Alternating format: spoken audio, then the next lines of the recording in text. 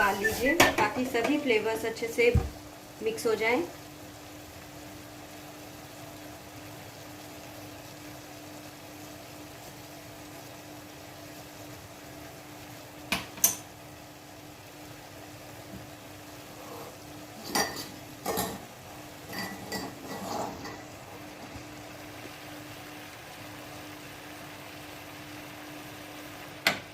अब ये हो चुकी है, चलिए इसे सीव कर लेते हैं।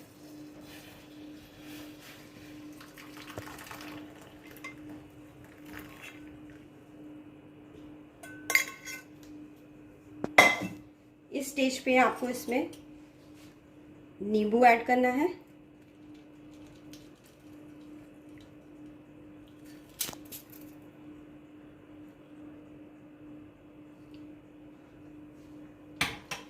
यहाँ पे आपकी सिनेमन टी बिल्कुल तैयार है,